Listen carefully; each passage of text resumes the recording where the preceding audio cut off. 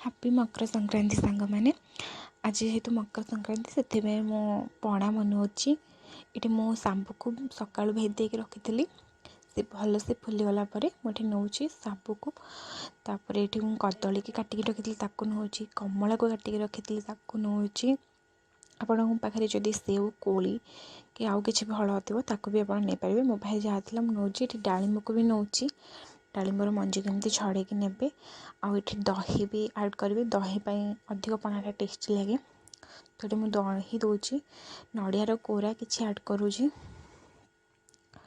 ଆଉ ନଡ଼ିଆ କୋରା ପରେ ମୁଁ ଏଠି ଚିନିକୁ ମାପିକି ନେଇଥିଲି, ତ ସେଥିପାଇଁ ସବୁଯାକ ଚିନି ପକାଇଦେଲି। ଆପଣଙ୍କ ଟେଷ୍ଟ ହିସାବରେ ଆପଣ ନେବେ ଚିନି।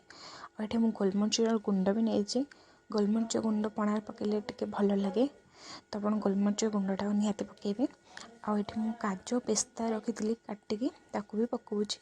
ତାପରେ କାଟିକି ପକାଇ ସାରିଲା ପରେ ଭଲସେ ଗୋଳେଇକି ଏମିତି ସର୍ଭ କରିବେ। ସେଇ ଟାଇମ୍ର ଭିଡ଼ିଓ ମୁଁ କରିପାରିନି, ଘରେ ତାହେଲେ ବନେଇକି ପିଇବେ। ଯଦି ଭଲ ଲାଗିଲା ଲାଇକ୍, ସେୟାର, ସବସ୍କ୍ରାଇବ୍ କରିବାକୁ ଜମା ବି